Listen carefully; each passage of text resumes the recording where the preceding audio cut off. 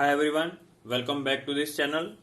We are studying class 11 physics chapter 3, that is motion in a straight line. In the previous videos we have discussed all the basic concepts and also we have practiced enough numericals which were based on instantaneous speed, velocity or acceleration. Now today we will learn a new topic which is a kind of revision from 9th standard that you have learned, equation of motion. Right? Now here we will again derive that equations of motion but according to class 11. We have to assume that an object is doing uniform accelerated motion. Suppose he starts from this point. So we will consider at t equals to 0 the position was x0 and the velocity was v0. He starts its motion and at time t, suppose it reaches over here at time t, the velocity instead of v0 becomes v and position x0 becomes x, right? So here you see this is the change in position x0 to x. This is the change in velocity v0 to v, and from t0 it started up to time t. Clear? So all our necessary assumptions that we have written over here on the side just for our help. At t equals to 0, initial position x0, t equals to t, final position x, v0 is initial velocity, v is final velocity, a is acceleration. So let us start with the first derivation, very easy, and after this derivation whatever formula we will get, that will be to find velocity after a certain amount of time. Right? You have been given all the initial information, and if you are asked that find the velocity of the object after this much second of time or after this much hours of time, then how we can use the formula, let us see. So for this we will take the formula of acceleration. What is acceleration? Formula of acceleration is change in velocity upon change in time. Clear? So now you see acceleration is denoted as small a, change in velocity. What was the final? V. What is the initial? V0. And what is the time? T. Okay. If I take, or you can write t minus 0 as well, so that will be t only.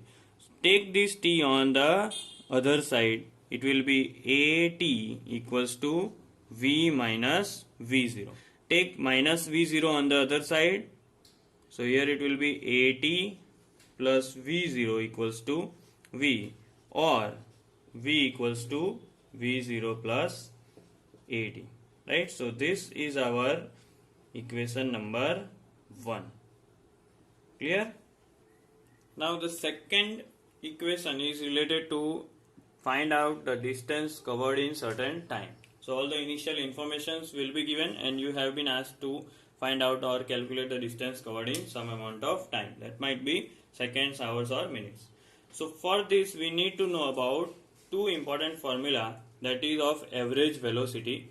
So average velocity, one formula is total displacement upon total time. As average word is added, total word is also added. Also we have another formula of average velocity, that is initial velocity plus final velocity upon 2. So these both the formulas of average velocity we will be taking into consideration before solving this equation. Right? So now let us see what is V average. Total displacement, that is final position minus initial position, and what is the total time? T minus 0, so that is T. Over here what is the formula? Initial velocity, that is v0, final velocity, that is v upon 2. Clear? So we will use both these formula. Now let us see x minus x0 equals to this t we will take on the other side. So here it will be v average into t. Now we will replace v average with this. Okay. So here we have x minus x0 equals to v average, it will be V0 plus V upon 2 into T. Clear? We have replaced V average as V0 plus V by 2 into T. Now, very carefully you see, can we replace this V? We will have to replace this velocity with equation number 1.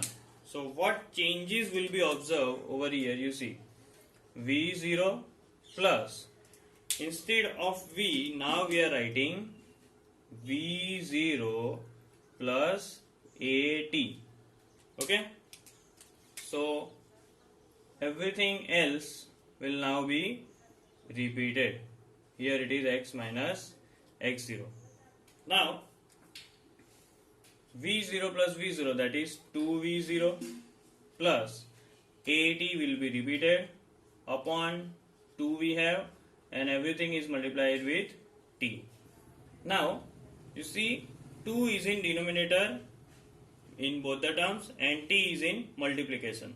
So in the next step what we will do, we will divide each term by 2 and multiply each term by T. So over here it will be 2V0T upon 2 plus A into T square upon 2. So what I did, I multiplied each term with T as it was outside the bracket and divided each term with 2. So it is x minus x0. Over here the last step will be x minus x0 equals to, now can we cancel in the first term 2 and 2, right? In the second term it won't be cancelled. So now we will write in the first term only V0T plus, over here nothing can be cancelled, so that will be half AT square. So this is our second equation of motion, in which what is x minus x0? It is nothing but the distance travelled. X minus x0 is the displacement or the distance travelled by the object in certain amount of time. Now the third equation is about finding velocity at certain position. Right, so we are having some information about position and we have to find out the velocity. Clear? So in this equation we have to use two different basic information. The first one is V equals to V0 plus AT, and then we will use the previous basic information of average velocity. Clear?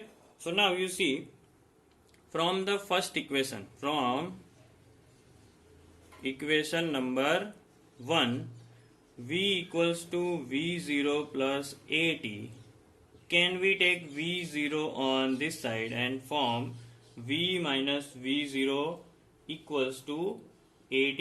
Let us name this as A.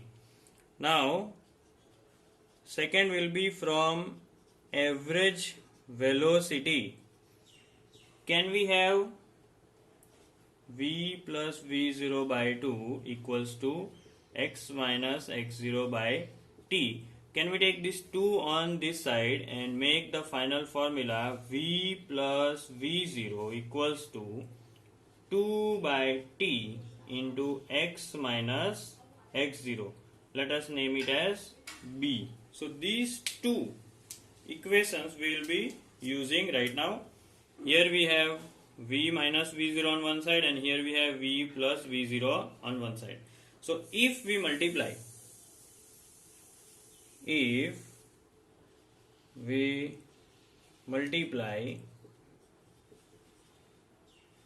A and B, what will happen? Let us multiply left hand side together. V minus V0 into V plus V0. V minus V0 into V plus V0 equals to, what will be multiplied over here? AT into 2 by t x minus x0. Can we cancel anything? Yes, we can cancel this t. So in that case, what will be our final? Here we will utilize our mathematical identity A minus B, A plus B. What will be the answer? A square minus B square. Right? Here we have used the identity. Difference of 2 square, one time negative, one time positive. Over here what we have? We have 2a x minus x 0. So this is our third equation of motion, right? This is the original third equation of motion that we have derived. So this is all about derivation of equations of motion. It is also under the topic kinematic equations for uniformly accelerated motion. Now very carefully you learn these three equations of motion, because in future we will have numericals which will be based on only these three equations. So till then, take care and do revision properly.